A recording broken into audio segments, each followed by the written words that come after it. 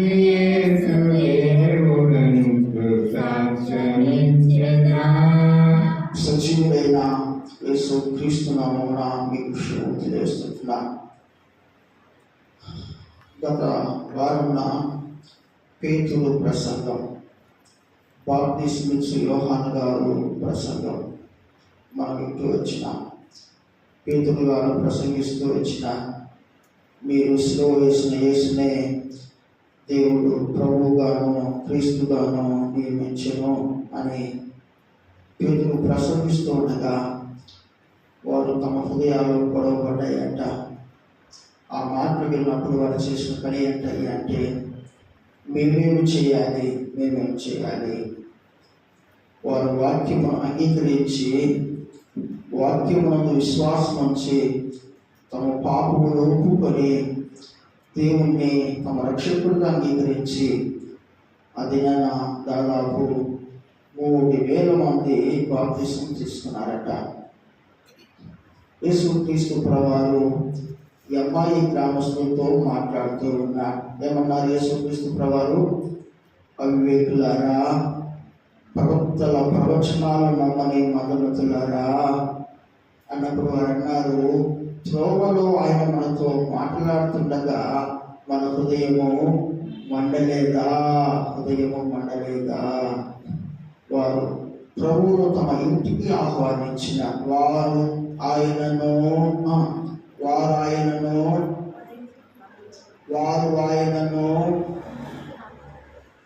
మాతో కూడా ఉండుమని బలవంతము చేసింది. అది ఒక వారం వాక్యం కదా. పొద్దు గుంక వచ్చింది, చీకటి అవుతుంది, మాతో కూడా ఉండుమని ఆయనను బలవంతము చేసింది. అంతకన్నా మనకు ఆయన వారితో కూడా నడిచేను. ఆయన నడిచే దేవుడు, ఆయన మాట్లాడే దేవుడు, ఆయన మన అంతరంగాన్ని ఎరిగిన దేవుడు, ఆయన వాళ్ళని గర్భించి బాగు చేసే దేవుడు. ఆయన మనల్ని గర్భించినాడంటే మనల్ని ప్రేమించి బాగు చేయడానికే దేవుడు తన వాక్కు ద్వారా, తన దాసు ద్వారా గర్భిస్తాడు. గర్తింపుకు లోబడితే వివేకం కలిగిన వాడు అవుతాం. గర్తింపును లక్ష్యం వచ్చి గర్తింపును అంగీకరిస్తే బుద్ధిమంతుడు అవుతాం. గర్తింపును తృణీకరిస్తే శిక్షణ తప్పించుకునేవంటుంది లేఖనం. మనం చదువుకున్న వాక్య భాగంలో ఒక అధికారి ఉన్నాడు. ఇప్పుడు మొదటి వచనం చదువుకుందాం. 8వ అధ్యాయము 20వ వచనం. 8:20-26. ప్రభువు దూత, నువ్వు లేచి దక్షిణముగా వెళ్ళి యెరూషలేము నుండి గాజాకు అరణ్య మార్గమును కలుసుకొమ్మని పిలుపుతో చెప్పగా అతడు లేచి వెళ్ళాను. మరో సందర్భాన్ని జ్ఞాపకం చేసుకుందాం. చదువుకుందామా? రాజులు 2వ గ్రంథం 3వ వచనం. మొదటి అధ్యాయము 3వ వచనం. యెహోవా దూత తిప్సీయుడైన ఏలియాతో ఇలాగ సెలవిచ్చెను, నీవు లేచి షోమ్రోను రాజు పంపిన దూతలను ఎదుర్కొనపోయి ఇట్లను, ఇశ్రాయేలు వారిలో దేవుడన్నవాడు లేడెనుకొని ఎక్రోను దేవత అయిన బయల్జెబూబు వద్ద మీరు విచారింపబోచున్నారా? దేవుడు ఏలియాకు ప్రత్యక్షమైన దేవుడు చెప్పిన మాట ఏంటయ్యా అంటే, రాజుగారు అనారోగ్యంగా ఉన్నారు, కిందపడి అస్వస్థత ఉన్నాడు. రాజుగారు దూతను పంపుతున్నాడు. ఎవరి దగ్గరికి? దేవుని దగ్గరికి కాదు, బయల్జెబూబు దగ్గరికి అట్ట. ఇప్పుడు రాజుగారు వర్తమానం పంపినారు. ఇప్పుడు రాజుగారి సేవకులకు లేక దూతలకు ప్రవక్త అయిన ఏలియా చెప్పినాడు. ఏం చెప్పినాడు? ఇశ్రాయేలులో చూడన్నమాట. చదువుకున్నావా? చదువుదాం. ఈ వ్యాధి పోగొట్టుకుని నేను స్వస్థత పడుతునో లేదో విచారించుకునే దూతలను పంపగా యెహోవా దూత తిప్సీయుడైన ఏలియాతో ఇలా సెలవిచ్చెను, నీవు లేచి సొమ్రోను రాజు పంపిన దూతలను ఎదుర్కొనబోయి ఇతను ఇశ్రాయేలు వారిలో దేవుడన్న వాడు లేడనుకొని ఎక్రోను దేవత అయిన బయల్జెబూబునొద్ద మీరు విచారించబోచున్నారా? కాగా యెహోవా సెలవిచ్చినదేమనగా, నీవు ఎక్కిన మంచం మీద నుండి దిగి రాకుండా నీవు నిశ్చయముగా మరణమవుదువని ఏలియా వారితో చెప్పాను. ఎంత గట్టిగా చెప్పాలండి. ఎవరి గురించి చెప్తున్నాడు? రాజుగారి గురించి. దైవజనులకు ఎంత ధైర్యం కావాలి ఎదిరించడానికి కదా. కుర్చీలో కూర్చుంటా, కాలు మీద కాలేసుకొని కూర్చుంటా. దేవుని ఇంట్లో దేవుని మీద అలా కూర్చోవచ్చా? దేవుని ఎదుట మనం ఉన్నాం. దేవుని మందిరంలో సింహాసనాసీనుడైన దేవుడు ఉన్నా. ఆ దగ్గర మనం ఎలా కూర్చోవాలి? ఒక అధికారి దగ్గర ఎలా కూర్చుంటాము కదా? ఎంతో శ్రమతో ఉంటాం కదా. అధికారి కంటే దేవుడితో గొప్పవాడు కదా. సైన్యములకు అధిపతియగు యెహోవా మన దగ్గర ఉన్నా. సైన్యములకు అధిపతియగు యెహోవా ఎదుట మనం కూర్చున్నప్పుడు ఎలా కూర్చోవాలి? ఎట్లయినా కూర్చోవాలి. కాస్త క్రమశిక్షణ కలిగి ఉందా. రాజుగారితో ప్రవక్త వెళ్ళి ఏం చెప్పినాడయ్యా అంటే, ఇశ్రాయేల్లో దేవుడున్నవాడు లేడనుకొని నీవు ఎక్రోను దేవత దగ్గరికి పంపుతున్నావా? బయల్జెబూబు దేవత దగ్గరికి దూతలను పంపుతున్నావా? ఎక్రోను దేవత అయిన బయల్జెబూబునొద్ద విచారించడానికి వెళ్తున్నావా? దేవుడు చెప్పిన మాట ఏంటయ్యా అంటే, నువ్వు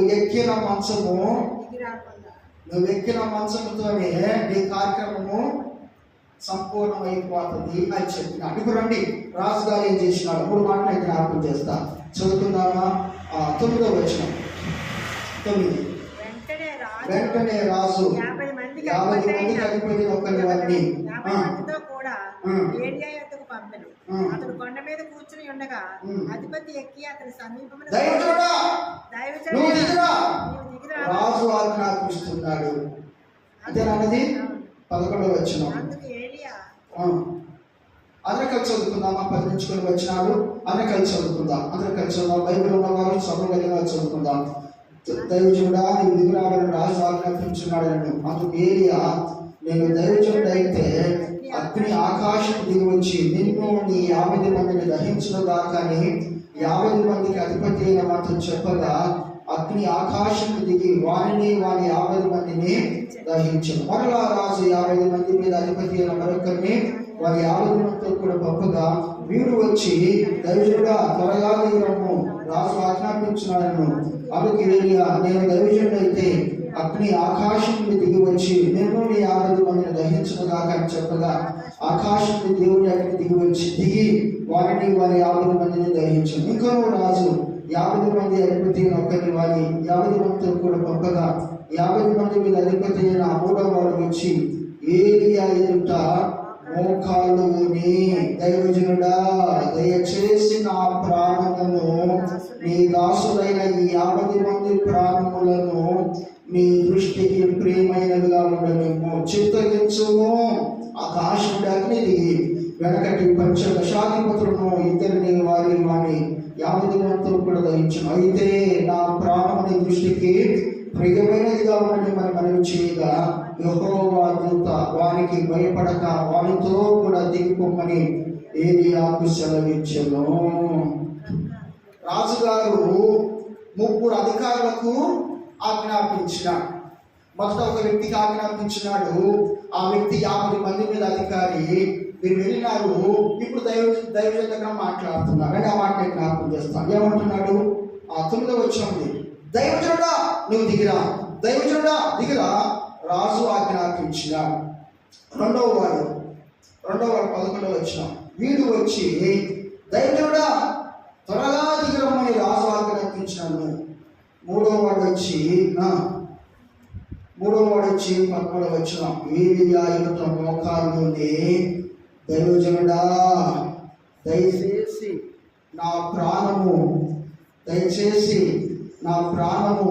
చూడండి, దయచేసి నా ప్రాణము నీ దాసులైన 50 మంది ప్రాణములను నీ దృష్టికి ప్రియమైనవిగా ఉండనేమో. ఏలియా దగ్గరికి రాజుగారు తన యొక్క సైనికులను పంపినారు, లేదా వ్యక్తులను పంపినారు.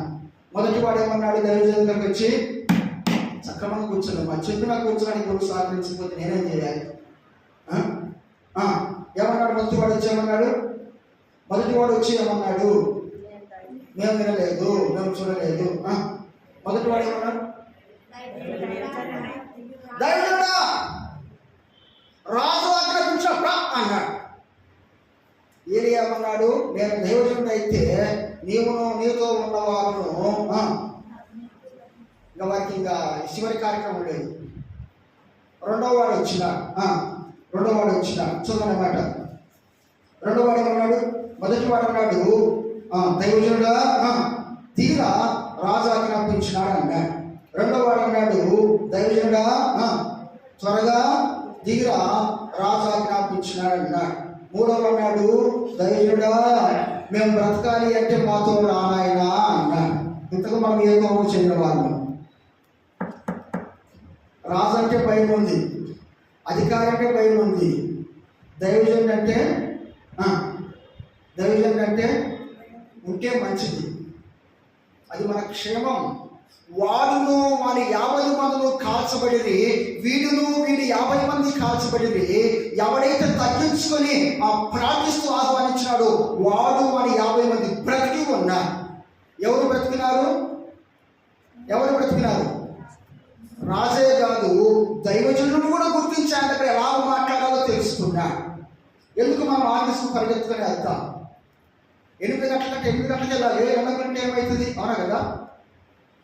8 గంటలకు డ్యూటీ అంటే 8 గంటలకు వెళ్తాం. వెళ్ళకుంటే ఏమవుతుంది? వెళ్ళకుంటే ఏమవుతుంది? ఆడ పని ఉండదు, అంతే కదా?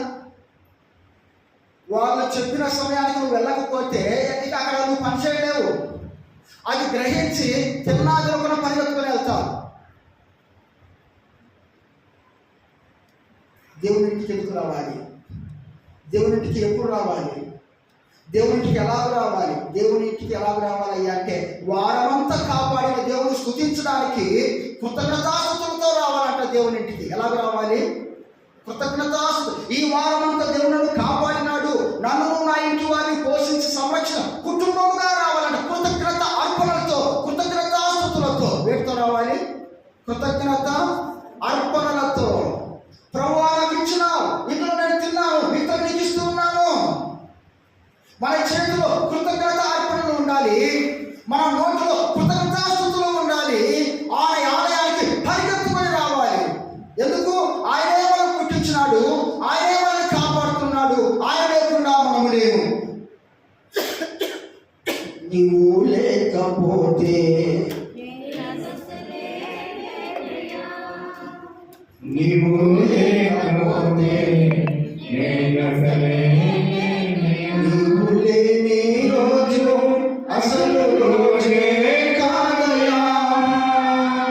నీవు లేని బ్రతుకు అసలు బ్రతుకే కాదయా. నీవు లేని రోజు అసలు రోజే కాదయా. నీవు లేని బ్రతుకే అసలు బ్రతుకే కాదయా. వచ్చింది, నువ్వు వెళ్ళి రాజుగారు పంపిన దూతలకు చెప్పు. ఏమని చెప్పాలి? ఇశ్రాయేలులో దేవుడు అన్నవాడు లేడనుకొని బయలుదేరు దేవుని దగ్గరికి వెళ్తున్నావా విచారించడానికి? నువ్వు వెక్కిన మనసులు దిగవని చెప్పిన వారు వెళ్ళి రాజుగారికి చెప్పిన. రాజుగారికి చెప్పగానే రాజుగారి స్థాయికి తగ్గట్టు 50 మందిని 50 మందిపై అధికారిని పంపినాడు. వచ్చిన అధికారి ఎలా చేసినాడు? నేనెవరో తెలుసా? నేను రాజుగారి దర్బార్లో పనిచేసేవాడు. ఇంతకు ఆయన ఎవరు తెలుసా? ఆయన దేవుని దర్బార్లో పనిచేసేవాడు. దైవజనుడు అంటే ఎవరు? మూర్ఖుడు అన్నమాట. కూలి పని చేసేవాడు దైవజనుడు అంటే. ఎంత మూర్ఖుడు! దైవజనుడు అంటే ఎవరు? దేవుని చేతిలో దేవుని కొరకై ప్రతిష్ఠించుకొని దేవుని పని చేయడానికి దేవుడు కోరుకున్న సాధనం. దేవుని దాసుడు, దేవుడు కోరుకున్నవాడు. నీవు కోరుకుంటే కాదు, నీతో ఉన్నవాడు కోరుకుంటే కాదు. నీవేమో ఇస్తామని దైవజనుడు ఇక్కడికి రాలేదు.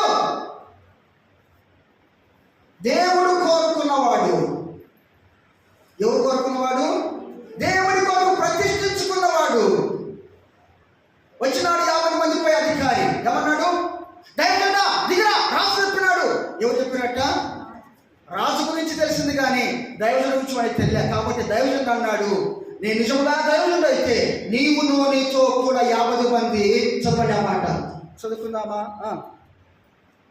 నిజముగా నేను దైవజనుడు అయితే అమర్చుకుంటేనా, నేను దైవజనుడు అయితే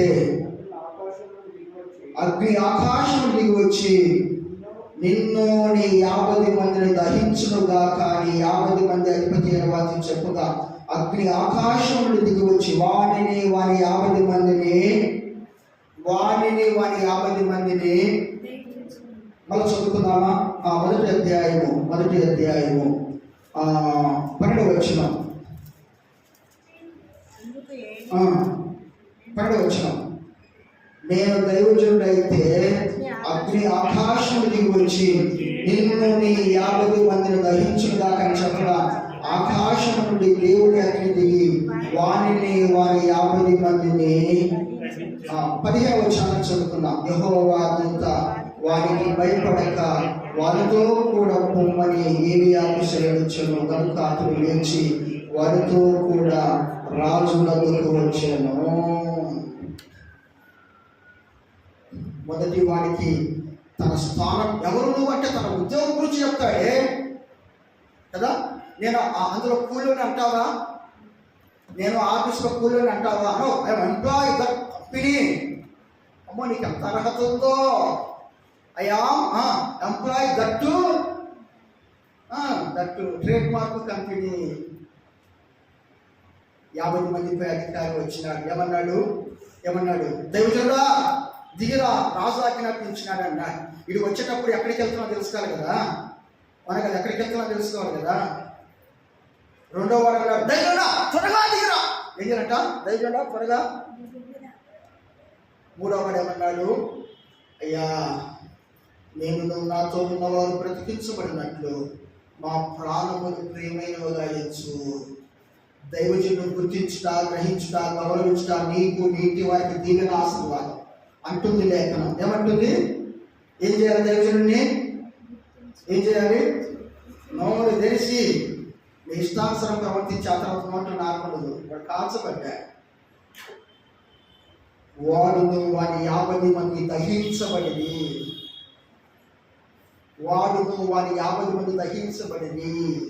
ఎవరైతే తగ్గుతాడో చదువుకుందామా వాక్య భాగానికి వెళ్దాం. చదువుకుందామా అందరం కలిసి చదువుకుందామా. 13వ వచనం 14వ వచనం చదువుకుందాం. 13వ వచనం చదువుకుందాం. ఏలియా ఎదుట మోకాలు ఊని, ఏలియా ఎదుట అధికారుల ఎదుట బంధువుల ఎదుట ఎంతకైనా తగ్గించుకుంటారు. ఏమన్నా మౌనంగా ఉంటాం. ఎందుకో దైవజనుడు అంటే అర్థం కాదు. ఈ అధికారి దైవజనుడు ఏలియా దగ్గర మోకాళ్ళు ఉన్నాడట. ఎందుకు మోకాళ్ళు ఉంటా? అధికారి కదా, 50 మందిపై అధికారి కదా, అవును కదా. ఈయన కింద ఎంతమంది ఉన్నారు? 50 మంది ఉన్నారు. అధికారి స్థానం ఉంది కదా, ఈయన మోకాళ్ళు ఉంటాడా? 50 మందిపై అధికారి వచ్చినాడు. మోకాళ్ళు ఊని అన్నాడు. చూడండి, మోకాలు ఏలియా ఎదుట మోకాళ్ళు ఊని దైవజనుడా దయచేసి నా ప్రాణమును నీ దాసులైన 50 మంది ప్రాణమును నీ దృష్టికి ప్రియమైనవిగా ఉండలేము. నా ప్రాణము, నా దాసుల ప్రాణము నీ దృష్టికి ఏంటండి ఎలా మాట్లాడతాడు? ఇలా ప్రాణం ఆయన దృష్టికి ప్రియమైనగా ఉండాలా? దైవజనుడు దైవ ప్రతినిధి. ఆయన నీ కోసం కన్నీరు గాడితే నీకు క్షేమం. నీ వలన దైవజనుడు కన్నీరు గాడితే నీ ఇంటికి క్షేమం ఉండదు. దైవజనుడు నీ కొరకేం చేయాలి? కన్నీరు కాచి ప్రార్థించాలి. నిన్ను బట్టి కలవరం కలిగిందో, కలవరాలకు అభ్యంతరాలు కలగక తప్పవు. ఎవరి వల్ల అభ్యంతరాలు వస్తాడు? శిక్షించబడడు, తప్పక శిక్షించబడతాడంటున్నారు లేఖనం. కాబట్టి మన జీవితాల్లో దేవుని సన్నిధిని దైవజనుని గుర్తించే వారిగా ముందుగా కరెంట్ చదువుకున్న అపోస్తుల కార్యములు 8వ అధ్యాయము 26వ వచనం చదువు. ప్రభువు దూత నీవు లేచి దక్షిణముగా వెళ్ళి యెరూషలేము నుండి గాజాకు పోవు అరణ్య మార్గమును కలుపగా అతడు లేచి